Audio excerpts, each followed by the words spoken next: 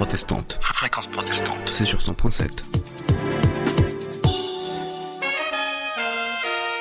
Fréquence protestante. La valeur de l'homme. Emmanuel Taïeb.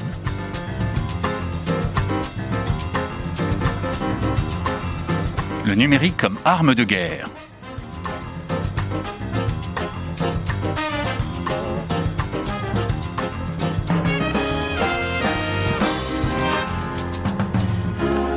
Bonjour à toutes et tous pour ce numéro de La Valeur de l'Homme. J'ai le plaisir de recevoir en direct et en duplex Maud Kessar. On le sait peu, mais même en temps de paix, les pays rivaux se livrent une guerre permanente à bas bruit, ou disons une compétition stratégique destinée à déstabiliser l'adversaire. Une compétition qui ne doit pas faire de mort, mais qui n'est pas non plus purement symbolique. Leur arme favorite est celle de la désinformation et de la propagande, auxquelles les réseaux sociaux numériques ont donné une résonance et une échelle internationale inédite. Car après tout, les fausses nouvelles sont un phénomène ancien. L'historien Marc Bloch y avait déjà consacré un ouvrage, juste au sortir de la Première Guerre mondiale, pour montrer à quel point le flottement de l'information avait pu être déstabilisant pour les combattants. 100 ans plus tard, l'intoxication de l'ennemi ne s'est jamais aussi bien portée. Sauf que désormais, la propagande ne vise plus à influencer sa propre population, mais celle d'un autre pays. Il y a eu une ingérence russe dans les élections américaines de 2016 et un an plus tard, les Macron Leaks, un peu oubliés aujourd'hui, marquaient la tentative de saboter de l'extérieur le processus démocratique, le processus électoral français. Et ça, c'est pour la partie émergée de l'iceberg. L'usage du numérique comme arme de guerre est donc pris au sérieux par les États qui ont tous lancé des services de surveillance, de protection de leur réseau et de contre-information pour ne pas laisser s'installer en interne le discours saboteur de l'autre. Mais la tâche est complexe car les réseaux sociaux sont détenus par des groupes privés plus ou moins coopératifs et la propagande adverse peut se déployer aussi dans des chaînes de télévision qui ont pignon sur rue. Entre hacking, trolling et fake news, comment, en bon français, mener la guerre numérique? Bonjour Maud Kessar. Bonjour Emmanuel Taïeb.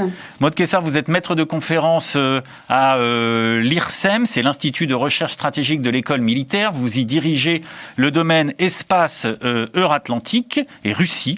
Vous êtes spécialiste de la diplomatie publique, du soft power américain et des guerres de l'information. Vous venez de co-diriger avec Céline Maranger, qui est également à l'IRSEM, un ouvrage collectif contenant une vingtaine de contributions qui s'intitule « Les guerres de l'information à l'ère numérique » et c'est sorti en ce tout début d'année 2021 aux presses universitaires de France. Alors je voudrais, Maud Kessar, que vous nous décriviez, à nous et aux auditeurs, cette guerre de l'information, cette nouvelle guerre de l'information. Quels en sont les acteurs et quels en sont les objectifs ?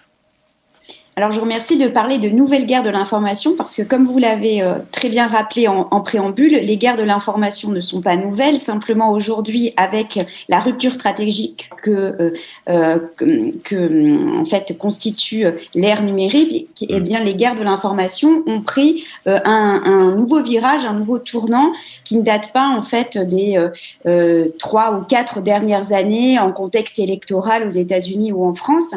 Mais ce virage numérique, en fait, il date du début du XXIe siècle. C'est une véritable rupture qui a eu cours à ce moment-là, où une multiplicité d'acteurs ont utilisé les nouveaux outils à leur disposition pour mener de nouveaux types de guerres de l'information. Dans l'ouvrage, nous nous intéressons aux acteurs de type étatique, mais bien évidemment, les acteurs non étatiques, groupes djihadistes ou bien groupes paragouvernementaux, politisés, complotistes, utilisent aussi ces nouveaux outils pour mener les guerres de l'information à l'ère numérique.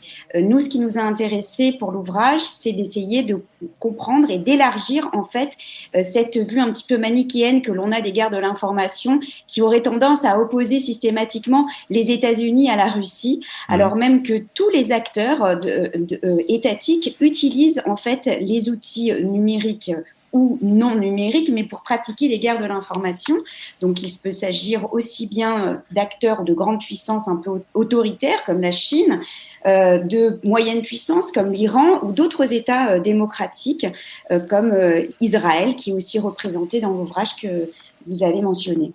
C'est presque devenu, Maud Kessar, un domaine d'études, un nouveau domaine d'études de ce qu'on appelle les relations internationales, c'est-à-dire que dans ces relations interétatiques, mais pas seulement, il y a désormais cette question de la guerre de l'information, donc ce qu'on appelle les internationalistes peuvent désormais s'en occuper et y aller ? Alors, j'en suis ravie, mais c'est bien que les internationalistes s'en soucient, car les guerres de l'information, comme vous l'avez rappelé, même si les outils ont changé, ne sont pas nouvelles. Et en ce qui concerne certaines grandes puissances, comme les États-Unis, l'information warfare ne date pas effectivement du 21e siècle ou de 2017, mais remonte à une période qui est post-45 et qui a pris toute son ampleur pour le numérique un petit peu avant le tournant du 21e siècle, puisque là, le tournant pour les États-Unis, c'est plutôt 1991, la première guerre du Golfe.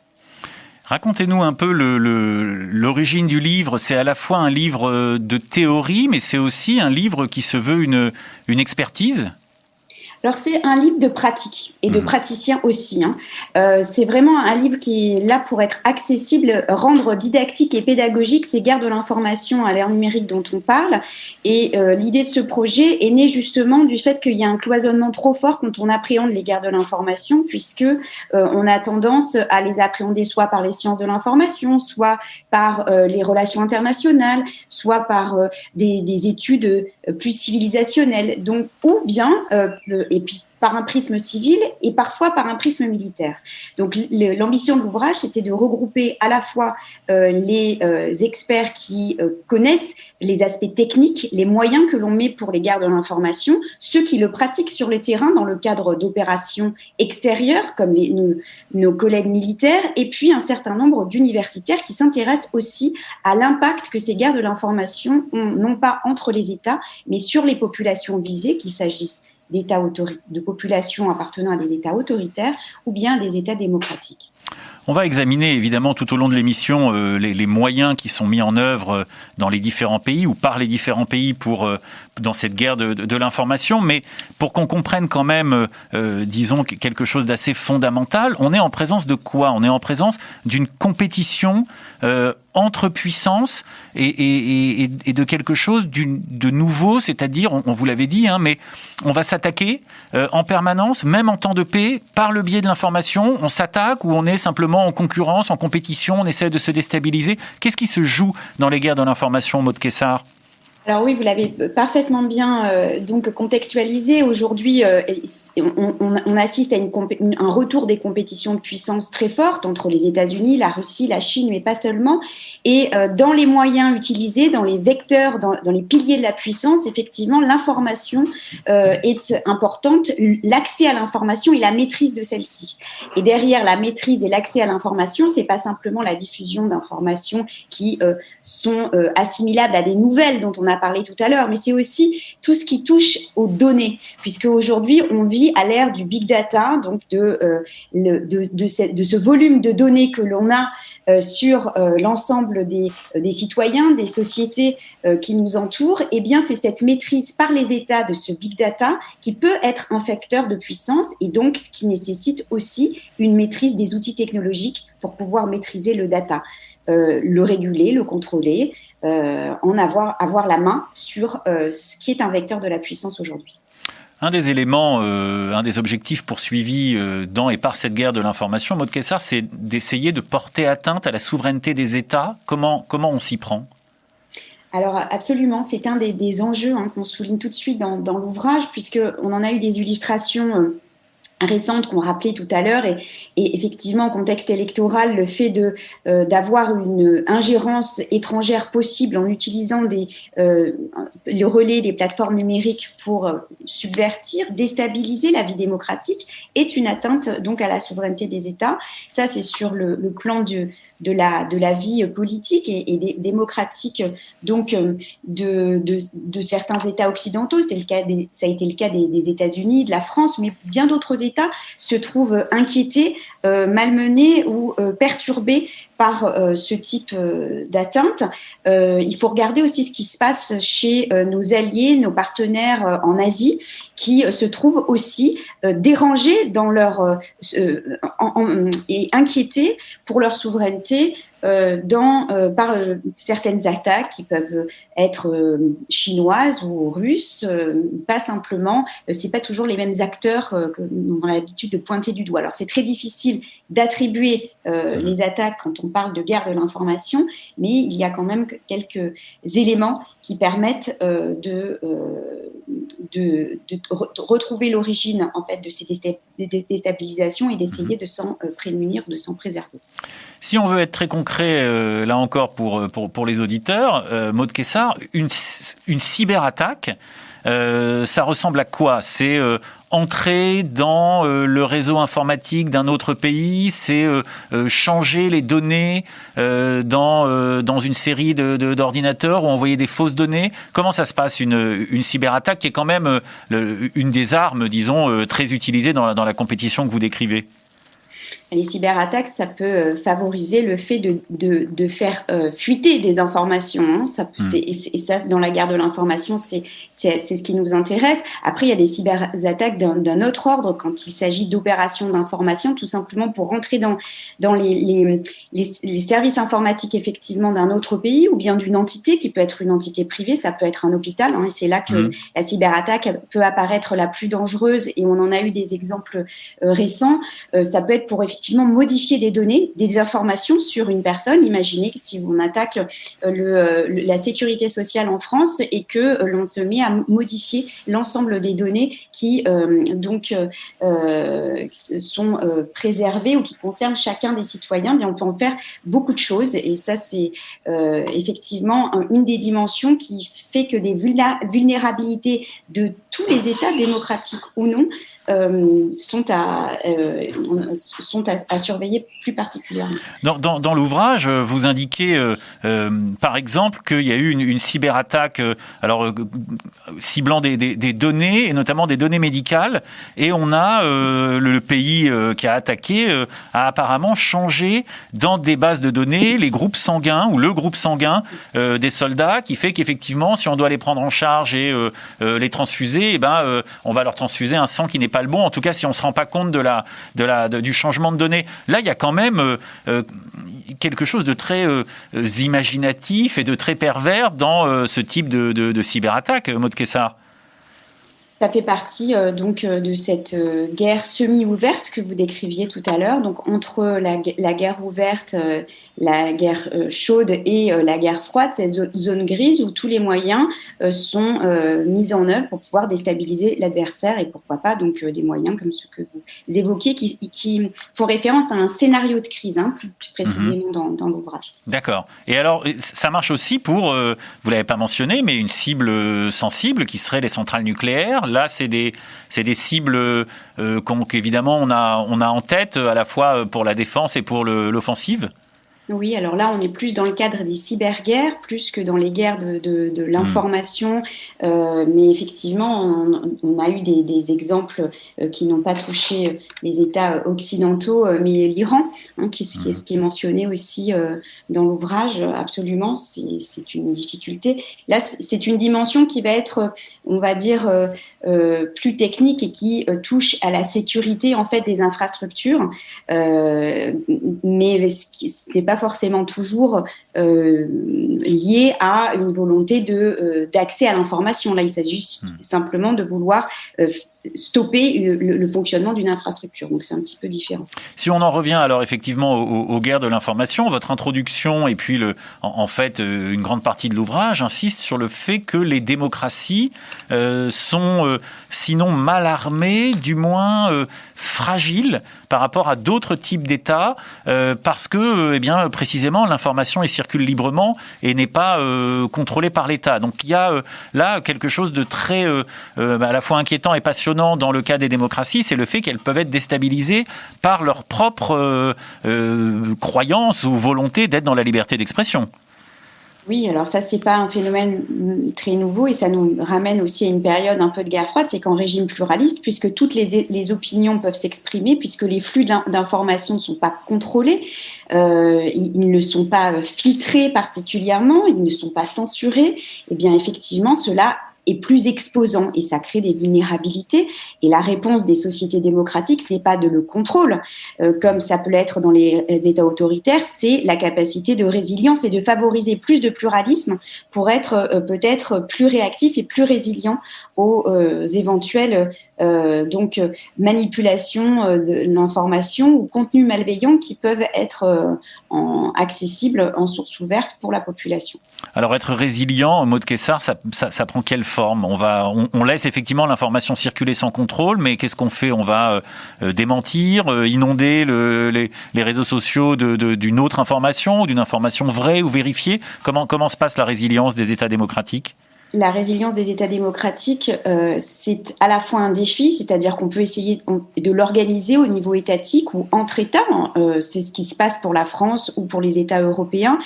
La résilience peut être aussi déjà culturelle, c'est-à-dire que il y a si on compare le rapport à l'information dans certaines démocraties occidentales, on se rend compte que l'accès à la culture et à l'information peut être plus développé dans certains États européens qu'aux États-Unis, où on a une vie politique déjà très polarisée et un accès à l'information qui est lui-même très politisé et très polarisé. C'est ce qui explique aussi le fait que peut-être lorsque vous évoquiez l'élection de 2017 d'Emmanuel Macron et des Macron Leaks, la société française a été peut-être plus résiliente aux manipulations de l'information, à ces fuites concernant les données personnelles en fait de l'équipe du candidat Macron, que la société américaine ne l'a été au moment de la campagne présidentielle de 2016. Et ça, c'est un des points de comparaison qui peut être intéressant. Donc la résilience, elle peut être liée à la culture du pays et aux habitudes des populations, mais elle peut aussi s'organiser sur le plan régalien ou législatif, en coordonnant en fait les actions des différents ministères qui sont chargés de protéger les citoyens, que ce soit la justice, les affaires étrangères. Ça, on le voit aussi bien en France qu'aux États-Unis. Et puis ensuite, il y a tout ce qui est l'éducation et la culture, et qui peut être aussi assez encadré par l'éducation aux médias. C'est plus facile peut-être à penser, à organiser dans un État plus centralisé comme la France que quand des États qui sont des États fédéraux comme les États-Unis ou l'Allemagne, où le système éducatif est peut-être moins homogène. Je précise que votre ouvrage, Les guerres de l'information à l'ère numérique, que vous avez co-dirigé avec Céline Maranger, il y a à la fois des articles transversaux et puis il y a des entrées par pays. Alors restons peut-être sur un ou deux pays.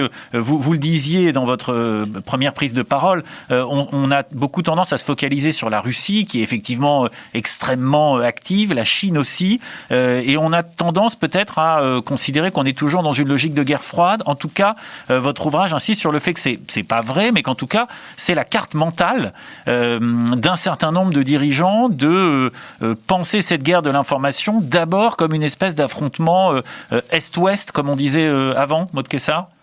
Alors tout à fait, vous avez tout à fait raison de parler de carte mentale des dirigeants à distinguer de la réalité de la guerre de l'information à l'ère numérique. Carte mentale parce qu'effectivement nos dirigeants occidentaux et les dirigeants sans doute américains en particulier, on en a une bonne illustration avec l'administration Biden, sont des dirigeants qui sont bien nés au XXe siècle et qui ont cette carte mentale de la guerre froide. Et ces dirigeants-là, c'est pas simplement l'équipe du président Biden, c'est aussi les membres du Congrès qui ont un recul, une histoire et une façon de réagir à des problématiques internationales qui est très calquée, ancrée dans le processus de guerre froide. On comprend parce que la guerre de l'information n'a jamais été aussi importante que pendant la guerre froide, qui est quand même l'archétype en fait d'une guerre de l'information très polarisée entre l'Est et l'Ouest, entre l'Union soviétique et les États-Unis. Ce qu'on essaie de montrer dans l'ouvrage, c'est que il y a des phénomènes de circulation importants dans ces pratiques des guerres de l'information. Il n'y aurait jamais eu de machine de propagande américaine s'il n'y avait pas eu de formidables machines de propagande soviétiques bien avant donc, que les États-Unis, après la Deuxième Guerre mondiale, mettent en place leur propre machine de propagande. Et dans les années 90, alors que les États-Unis sont la puissance un petit peu unipolaire et développent un système médiatique assez efficace et offensif avec de grands médias comme CNN, notamment du côté audiovisuel, eh bien, on se rend compte que la Russie, par réaction, notamment donc au début des années 2000, a elle-même développé un système médiatique très large, très calqué sur finalement l'exemple américain. Donc il y a un jeu de miroir, de réponse et de circulation dans les pratiques qui nous amène au XXIe siècle et qui explique aussi parfois que la réaction des politiques soit assez ancrée dans cette époque de guerre froide. Il est vrai que là, quand on prend l'exemple de ce qui s'est passé en 2016, les hommes politiques américains ont été surpris, ça a été un peu une surprise stratégique, cette histoire de l'ingérence russe dans les élections américaines, parce que ce qui les a surpris, c'est pas tant qu'on pratique des guerres de l'information, c'est qu'on les pratique sur leur propre territoire et avec des outils numériques et des peut-être canaux, tuyaux que constituent les plateformes qui ne sont pas étrangers au système américain. Et c'est ça peut-être qui change. Donc on a un héritage de guerre froide, des réflexes de guerre froide, mais on a des outils différents et on a aussi des cibles et des objectifs qui sont différents et que vous avez parfaitement rappelé en préambule de l'émission en disant bien que là, on s'attaquait directement aux systèmes électoraux et à la vie intérieure des États. Dans ce jeu de miroir, Maud Kessar, on peut aussi se demander si les dirigeants russes n'ont pas la même carte mentale aussi héritée de la guerre froide, parce qu'à la lecture de l'ouvrage, on se rend compte qu'une partie de l'activité sur les réseaux numériques de l'État russe, c'est de lutter contre l'impérialisme américain, on va le mettre entre guillemets, ou de soutenir les souverainismes en Europe, ou de justifier l'annexion de la Crimée. Donc ils sont aussi là dans une logique qui ressemble à presque la logique soviétique. Ils sont dans une logique qui est une logique de propagande avec des messages qui sont très compréhensibles et qui s'inscrivent bien dans le fait de justifier ou de légitimer un agenda politique qui est celui de la Russie. Ils essayent effectivement de mimer, ou en tout cas vous l'avez montré, il y a des circulations, donc la création de chaînes comme Russia Today ou Sputnik, qui sont des chaînes d'influence russe, on va le dire comme ça, c'est pour contrer ou calquer ce qui peut se passer avec CNN par exemple. Alors, c'était le sens de mon propos sur la circulation, puisque ça fonctionne bien. Après, dire que l'impact de RT et Sputnik est le même que celui de CNN, c'est peut-être un petit peu trop fort, et c'est pas forcément ce que l'on dit dans l'ouvrage. Simplement, RT et Sputnik sont les illustrations d'un appareil de propagande d'État assez large et assez développé qui donc insiste sur les relais médiatiques. Mais ce qui est intéressant et ce que l'ouvrage montre aussi, c'est que au-delà de cette circulation, de ce mimétisme qu'on a avec l'autre grande puissance, la puissance américaine, c'est que RT et Sputnik savent faire relayer leur message grâce donc aux acteurs numériques et aux différentes plateformes. Et c'est ça qui est intéressant et qui change par rapport aux phénomènes plus anciens qui axaient la compétition de l'information sur les médias radiophoniques et audiovisuels. Parce que pendant la guerre froide, par exemple, c'était une compétition des radios à laquelle on assistait. Là, on a une compétition télévisuelle, mais on a une maîtrise du message et une maîtrise aussi des outils numériques, des algorithmes, qui est particulièrement utile, intéressante et efficace. Avec quand même des formes d'influence et de réussite, parce que l'ouvrage indique à un endroit, à un moment, que Russia Today, en termes de trafic mondial, Russia Today est 269e et France 24 est 4760e. Là, Maud Kessar, en France, on a raté quelque chose là en termes d'influence. On s'est laissé distancer. Alors peut-être que traditionnellement, le rayonnement culturel français passe par autre chose que l'accent sur les médias d'État. On a d'autres relais. La francophonie en fait partie, les centres culturels français. La France a une longue histoire de promotion de sa culture à l'étranger et joue peut-être plus sur la culture et les idées que sur la propagande. Et c'est ce qui distingue peut-être un État démocratique d'un État autoritaire. On va écouter justement, pour rester sur le cas français, je vous entends bien, un reportage de France 24 sur les Macron Leaks, dans lequel nous pourrons entendre, ils vont parler en anglais, c'est bref, successivement John Demers, qui est procureur général adjoint des États-Unis, et Mike Rogers, qui est l'ancien directeur de la NSA, qui va incriminer la Russie dans ces Macron Leaks. L'affiche est claire, recherchée par le FBI. 6 hommes, agents du renseignement militaire russe, le GRU, que la justice américaine inculpe formellement pour une série de cyberattaques. la plus perturbatrice et destructrice jamais attribuée à un seul groupe, selon le procureur. As this case shows, no country has weaponized its cyber capabilities as maliciously and irresponsibly as Russia, wantonly causing unprecedented collateral damage to pursue small tactical advantages and fits of spite. Les espions pirates auraient depuis Moscou piloté des attaques dès 2015 contre le réseau électrique ukrainien. Mais c'est surtout en 2017 qu'ils auraient fait le plus de dégâts. En France, c'est la campagne présidentielle d'Emmanuel Macron qui est ciblée. Les emails de ses collaborateurs ont été infiltrés, puis des documents authentiques, mêlés à des faux, ensuite diffusés sur le web. We had become aware of Russian activity. We had talked to our French counterparts prior to the public announcements of the events that were publicly attributed this past weekend and gave them a heads up. Pour le renseignement américain, les mêmes agents russes sont responsables du logiciel rançon NotPetya. Ce dernier avait contaminé des dizaines de milliers d'ordinateurs sur la planète et paralysé de nombreuses infrastructures comme des hôpitaux américains, de grands ports et aéroports ou la sécurité du site contaminé de Tchernobyl. En 2018, les agents sont soupçonnés d'avoir pris part aux attaques contre les Jeux Olympiques d'hiver de Pyeongchang en Corée du Sud, en se faisant passer pour des pirates nord-coréens. Moscou n'a jamais reconnu sa responsabilité dans ces attaques et dénonce de son côté un discours russophobe et une guerre psychologique contre la Russie. La valeur de l'homme, fréquence protestante, le numérique comme arme de guerre. Nous sommes en direct et en duplex avec Maud Kessar. Alors, peut-être sans s'attarder sur le cas des Macron Leaks, mais qu'on comprenne un peu la logique de ce type de déstabilisation. C'est qu'un État, alors ici on va dire la Russie, a quand même comme objectif final de faire passer un candidat. Voilà, c'est l'idée, Maud Kessar. On va essayer d'avantager un candidat et donc on va déstabiliser un processus électoral démocratique. On ne sait pas si la finalité, parce que c'est une question de finalité qui se pose ici, surtout si on parle de guerre psychologique, comme c'était le cas dans le document que l'on vient d'écouter. On ne sait pas si l'objectif final, la finalité, est de faire passer un candidat plutôt que l'autre. L'objectif que l'on peut mesurer, c'est la déstabilisation de la vie démocratique. Et ça, c'est quantifiable, parce que la grande difficulté des guerres de l'information, et justement des objectifs de déstabilisation, c'est de pouvoir quantifier ou mesurer l'impact qu'elles ont sur les cibles. Et les cibles, ce sont les citoyens d'un État démocratique. Ça peut être la France, ça peut être la Grande-Bretagne, les États-Unis ou le Japon.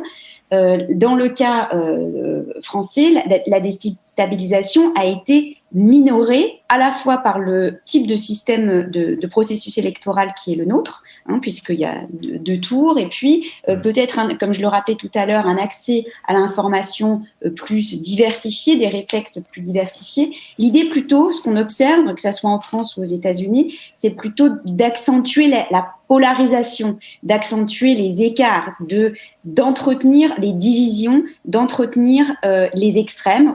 Et aujourd'hui, on parlait des Macron Leaks de 2017, nous sommes aujourd'hui en 2021, nous avons eu une campagne américaine très très polarisée en 2020, avec aussi des brèches très connues, des divisions très connues, mais une polarisation aux extrêmes marquée par les réseaux complotistes et nationalistes, donc brèches dans lesquelles s'engouffrent tous les acteurs qui veulent essayer de subvertir ou de manipuler l'information. C'est plutôt ça qu'il faut regarder. Donc, c'est plutôt semer le chaos que de vouloir faire passer un candidat plutôt que l'autre. Ce qui est quand même plus commode aussi pour les candidats. Oui. Et puis c'est compliqué de contrôler une élection à distance. Mais l'idée, effectivement, c'est de polariser et de créer des brèches et au fond, d'aggraver, disons, la crise démocratique ou la crise de la représentation qui peut affecter un certain nombre de pays. Donc il y a l'idée, là, pour les pays agissant de l'extérieur, de retourner un peu la démocratie contre elle-même ou de profiter de ses faiblesses, un peu ce qu'on disait en début d'émission. Donc si on arrive à la déstabilisation, elle passe par l'aggravation d'une instabilité nationale, Maud Kessar. Absolument, l'aggravation des crises intérieures, et ce n'est pas valable que pour les États-Unis. Là, c'est exacerbé. En France aussi, nous avons des crises intérieures, et peut-être que pour des puissances en concurrence, puisque vous rappeliez que tout cela est aussi un jeu de compétition entre puissances, quand on a des modèles démocratiques qui s'effondrent et qui ne font plus figure de solidité, de fiabilité ou de stabilité, le cas américain est quand même, pardon d'y revenir, mais c'est vrai qu'avec les événements du Capitole du 6 janvier, on voit bien effectivement que bien réguler l'information, comprendre comment ça se passe et aussi essayer de minimiser les dégâts que cela peut causer sur l'image même du pays à l'étranger, eh bien tout ça est suffisant.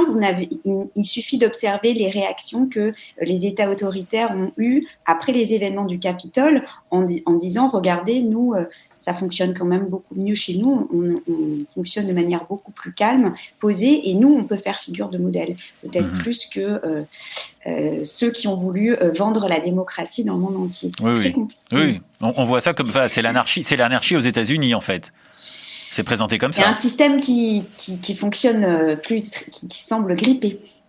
Alors on va venir au cas américain que vous avez déjà un peu évoqué. Vous montrez dans l'ouvrage et dans votre contribution en particulier que donc les États-Unis se sont, j'allais dire, mis en ordre de bataille pour organiser donc ce qu'on appelle la défense informationnelle. Je voudrais que vous nous racontiez, Maud Kessar, un peu les formes de cette défense informationnelle et puis peut-être aussi évoquer le fait, dites-vous, qu'elle s'est fortement militarisée. Alors à quoi ça ressemble la défense informationnelle aux États-Unis ? Alors, ce qui est intéressant justement dans les événements un petit peu récents de ces dernières années, c'est que les États-Unis sont peut-être passés d'une posture trop défensive à une posture un peu plus offensive.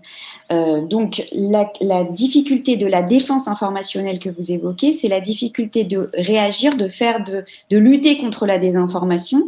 Et pour cela, la principale faille que l'on observe aux États-Unis, mais pas seulement, donc dans les sociétés démocratiques, c'est la difficulté à coordonner les différents acteurs qui vont pouvoir se défendre. Alors, qu'est-ce que ça veut dire coordonner les différents acteurs ? C'est-à-dire qu'il ne s'agit pas que d'une question de sécurité nationale et donc de mobiliser le Pentagone pour lutter contre la désinformation qui pourrait venir déstabiliser la démocratie américaine.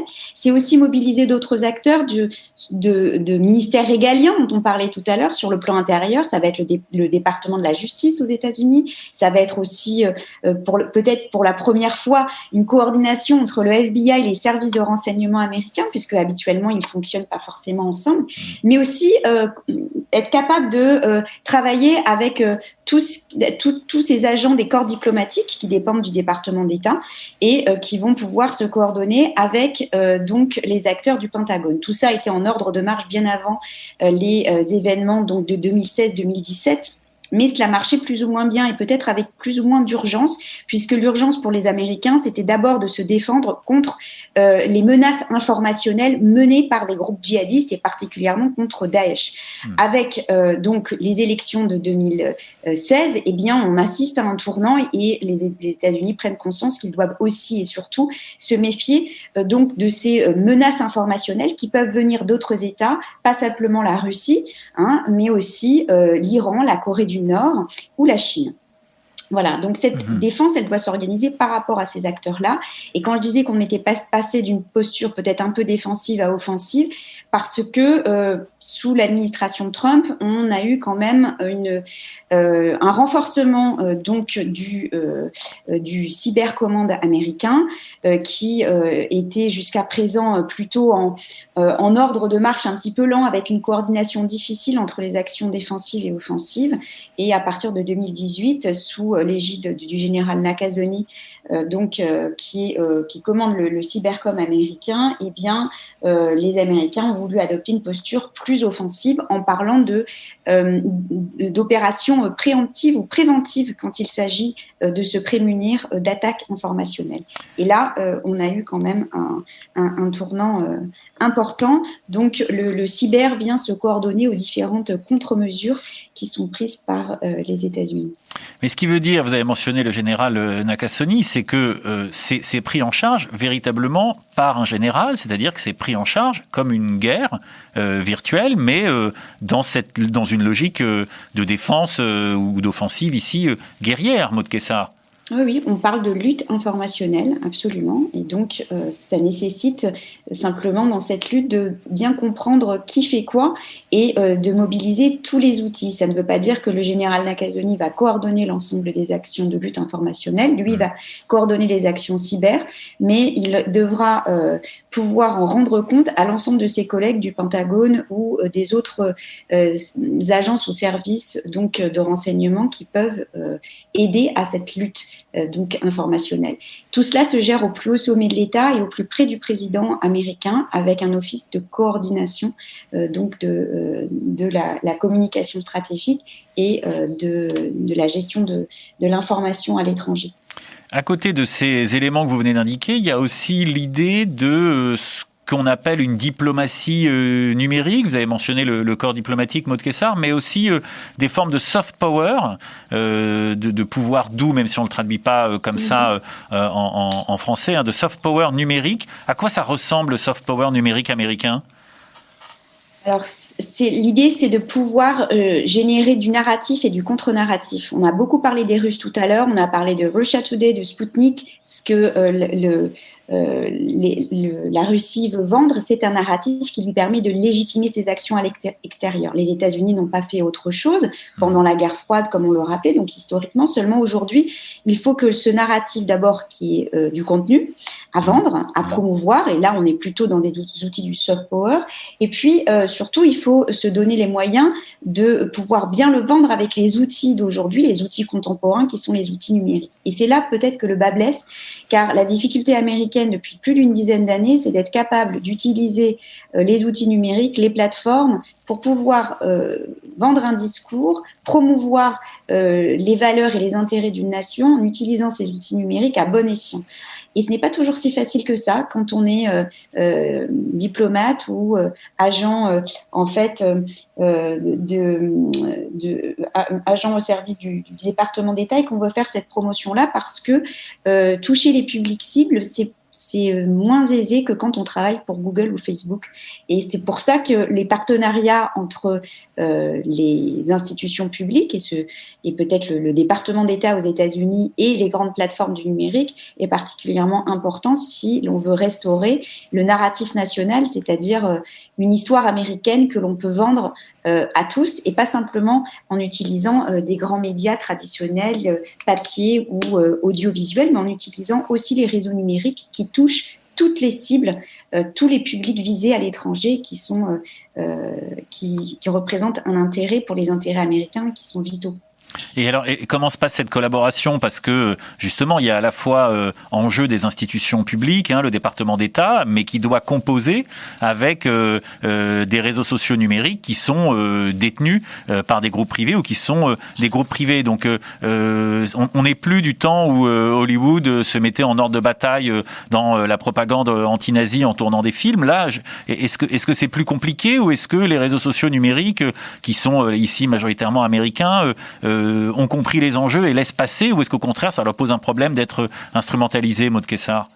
Je ne pense pas qu'on puisse dire que les plateformes soient instrumentalisées par une relation avec le département d'État. Je pense que c'est plutôt un partenariat, une bonne coopération. Ça a été le cas sous Obama et avec Hillary Clinton. Après, cette coopération, en fait, s'est particulièrement interrompue sous Trump, puisque, comme vous le savez sans doute, ça a été largement relayé. La coopération entre le département d'État et les plateformes a été beaucoup plus difficile au cours des 4 années qui viennent de s'écouler.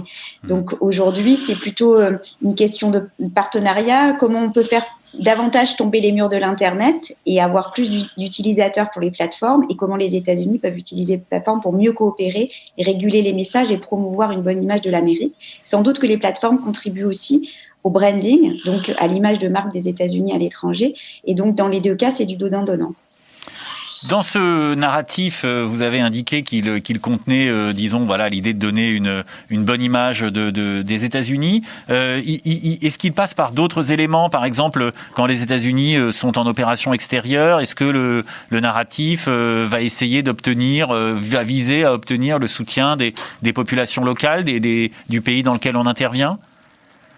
C'est tout à fait l'idée de donner une bonne image de la... Alors là, ça va être une bonne image de la présence de troupes américaines à l'extérieur ou sur un territoire précis, oui, est nécessaire pour mener des opérations extérieures dans un cadre pacifié. Et c'est bien l'idée. Donc là, ça nécessite d'avoir pas un narratif global, mais peut-être un narratif simplement qui soit au plus près des actions et de l'explication auprès des populations locales de ce que peuvent faire des troupes américaines présentes en Afrique ou au Moyen-Orient, au Proche-Orient par exemple. On essaye, est-ce que les États-Unis essayent aussi de déstabiliser ou en tout cas de subvertir des populations de pays étrangers, par exemple en essayant de promouvoir un Internet libre, en essayant de dénoncer les agissements du régime dans ce type d'attaque informationnelle ou dans ce type de soft power? Ça prend aussi cette forme, essayer de